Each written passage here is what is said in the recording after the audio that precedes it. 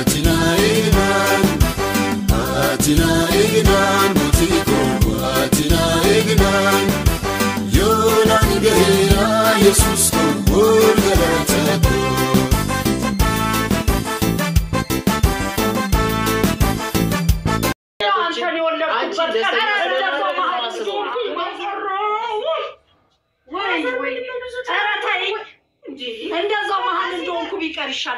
Ashama nagaan koo kan jaalala kan kabajaa lafaaf bakka jirtanitti isiniif haa ta'u hunduma keessaniif kabajamtoota hordoftoota maatii Taaddaluutu hunduma keessaniif nagaa waaqayyo isiniif haa baay'atu akkam jirtu fayyaa keessanii ani nagaa kooti gooftanaa ulfaatu akkami hojjenne akkami soomni ramadaanaa soomni hordoftoota kiristaanaa akkasuma hundi keessanii bagattis isiniin jechuutiin jaaladha asumaanii kanatti aansuudhaanii warroonni maatikoo hin taane like subscribe gochuudhaanii maatikootti dabalamaa isiniin jechuutiin jaaladha uummata qashti like gochuun baay'ee tokko nama hetti in ulfaatu jechuudha akkasuma viidiyoo nanarra qabadhee dhufe kuni viidiyoo baay'ee tokko laphee nama cabsu yookiin baay'ee namatti dhagahamudha akka kootti jechuudha hedduu natti dhagahame jechuudha sababi isaa anis dubartiidha borwaan narra ga'u hin beeku jechuudha yeroo baay'ee nama wal jaalate gidduutti gaafa tokko gaafa shamarraniif dhiirri tokko wal jaalatanii jaalala keessatti qormaata hedduu yookiin gufuu baay'ata jechuudha innis tokkoffaa karaa maatii ta'uu danda'a karaa hiriyaa ta'uu danda'a karaa obboleessa karaa obboleettii ta'uu danda'a chaalenjii baay'ee jira jechuudha jaalala dhugaa keessatti micoo nama akkaatti jilbeeffattee kadhattu kuni haadha mucaati jechuudha haati mucayyoo kana hin jaalattu mucaa fi mucayyoon immoo wal jaalatu chaalenjii baay'ee keessa darbaniiru biyaansi jaalalaan waggaa 7 waliin turaniiru jechuudha waggaa 7 waliin turanii karaa baay'ee tattaaffii gochaa jirti jechuudha haati mucaa kun mucayyoo fi mucaa adda baasuudhaaf hedduu nama ajaa'iba dhugaa waaqa jiraata hedduu jechuudha mucaan immoo mucayyoo dhiisuu hin barbaadu baay'ee jaalata waan ta'eef haati immoo mucayyoo kana arguurra du'a filadha sidhaluun kiyya osoo nattafee jiraate jettiin mucaadhani akkasuma akka yaada jaartitti warri mucayyoo kun qabeenyaan isaanii gadi natti fakkaata qabeenyi yoomiyyuu jaalala bituu hin danda'u jecha mallee jechama fokkisaatti darbatte jechuudha ati ika kammidha ati iyyeetti dahaadha maatiin keessan iyyeessadha mucaa koo hin maxxantu bakka jechoota mooraalii namaa tuqanii mucoo kanatti dubbatte jechuudha haati mucaa garuu mucayyoon immoo waan mucaa jaalattuu fi sana hunda jechama haadha hunda kana dandeessee maal gooti haadha ifama gaafachaa jirti jechuudha mucaan iyyuu bakka humna isaatiin oltee jechuudha jechoonni haati mucoodhaan jette mucaatti iyyuu hedduu dhagahame jechuudha maaliif akka isheen jibbite gaafa istoorii isaanii duubatti baay'ee fagoodha jechuudha haati mucayyoo kana abbaa mucaa kanaatiif ushummaa yookiin jaalallee turte fakkaata mucaanii fi mucoon kana hin beekani jaartiin kun immoo waan kana beektuuf iyyuu ati mucaa kootti hin heerumtu jechaa jirti mucoo waan beektu hin jiru mucaan illee waanti beeku hin jiru waan darbeedha waan ta'eef kanaaf iyyuu haadharratti qiimii waan qabatteef mucayyoo irratti ba'aa jirti jaartiin kun jechuudha ijoollee lamaan kun wanti isaan beekan tokkollee hin jiru isaan odoo hin beekin jaalala keessa seenaniiru mucaa fi mucoon hedduu wal jaalatu akkasuma mucaa fi mucoo adda baasuudhaaf jecha mucaa karaa Faransaayinitti ergitee turte jechuudha jaartiin mucaan immoo waan jaalalli dhugaan jiruuf iyyuu mucoo kanarraa adda ba'uutii hin dandeenye turtii waggaa muraasan booda Faransaayinii deebi'ee dhufee mucayyoodhuma kana argate mucoo kun osoo hin beekin maal goote garaatti hafe jechuudha garaatti gaafa hafu baay'ee rifattee jirti mucoon kun haati mucayyoo kana arguu hin barbaaddu mucaan immoo mucoo hin jaalata mucaan akkasuma akka mucoo kana garaatti hafellee hin beeku itti muudhaafillee qophiirra jirti akkasuma viidiyoo darbe irratti ilaalee jechuudha haadha isaa kanatti himte jechuudha haadha isaatiin ati na jaalattus na jibbitus ani garaatti baadheef hin jira jettee turte haati immoo mucaa kana dhoksitee turte jechuudha kara biraa dhoksitee bilbila hunda akka inni cufatu taasistee maal gooti Ameerikaa deemeera jetteeni. Ameerikaa yoo deeme bilbila telegiraam isaa kana ittiin isaa argadhu naaf kenni jetteeni. Hin beeku jetteen jechuudha haati kuni. Hin beeku jetteeni. Yeroodhaan booda garuu sababa gaazexeessituu cimtuu tokkootiin dhugaadha gaazexeessituu kana hedduun ishii jaaladha hedduun ishii kabaja kunoo mucoo deemtuu qal'oo kana jechuudha. Baay'ee nama cimtuudha baay'ee nama aarsaa kaffaltuudha jechuudha nama walitti fiduudhaani baay'ee cimtuudha. So karaa ishiitiin jechuudha mucaa fi mucayyoon wal argatanii jiru. Gaafa wal argatanii jaartiin hedduu rifattee akkamitti cirraashi mana koo dhufta. Bakka ati mucaa kootti maxxantee ati akka kaamidha. Bakka deemtu dhabdee nama si fuudhu dhabdee kanaaf mucaa koorra bu'uutii diddee jettiini. Mee maaltu galche mee maal jettu sin jaartiin kuni waan gaarii jechaa jirti moo hin balleessite mee micoon oduu akkasitti arraffamtu akkas jilba irratti kuftee gaafa dhiifama gaafattu dhiifama micoollee fudhachuu hin dandeenye. Kan miidhamaa jiru garuu micayyoodha jechuudha sababii isaa kan miidhamaa jiru micayyoodha kan jechoota hin taane illee arraffamaa jiru micayyoodha jechuudha. Micayyoon garuu sana hunda dandeesse maal gooti dhiifama gaafattee jirti jechuudha. Hedduu ulfaatamee dhaggeeffadha sagalee ishee jechuudha. Dhugaa hedduu tokko ulfaata. Maaliif akka isheen akkas gootu bichaan hin beekani.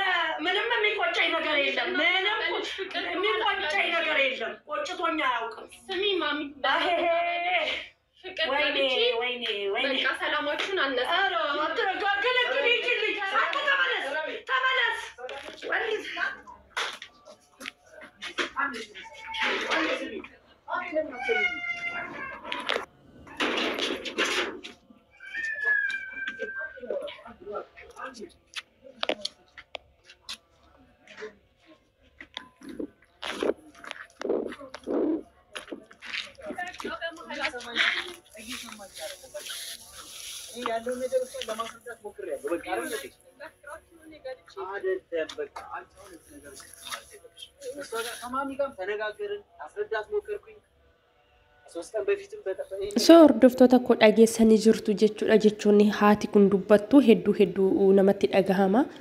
Baay'ee miira namaa jeeqa jechuudha dhugaa waaqa jiraata akkas jechuutii hin dandeessu sababii ishee mucaan kun boru nama biraa hoo fuudhes dubartuma fuudha. Nama wal jaalate gidduu galuun gaarii natti hin fakkaatu jechuudha. Sababii isaa ishiinis boru dhala dubara yoo qabaachuu dandeessi so ani hin beeku dhala ishii sanirra wanta kana soo ga'e isheetti tola. Baay'ee hedduu gara nama nyaata jechuudha waan akkana gochuutii hin qabdu ture. So hedduu nama gaddisiisa dhugaa dubbachuudhaa fi yeroo baay'ee nama jaalala dhugaatiin wal jaalatu gidduu waan akkanaatu jira jechuudha. Tarii haati mucaa hin jaalattu. Mucaa yoo jaalatte immoo haati mucaa jaalachuu dhiisuu dandeessi. Akkasuma hiriyoon illee jaalachuu dhiisuu danda'u. Yeroo baay'ee waan akkanaatu baay'ata jechuudha. Waan akkana jaalalli yoomiyyuu chaalenjii qaba. Jaalalli dhugaan immoo chaalenjii qaba baay'ee tokko jechuudha. Dhugaa hedduu natti ulfaate ani akka dhuunfaa kootti gaafa laalu.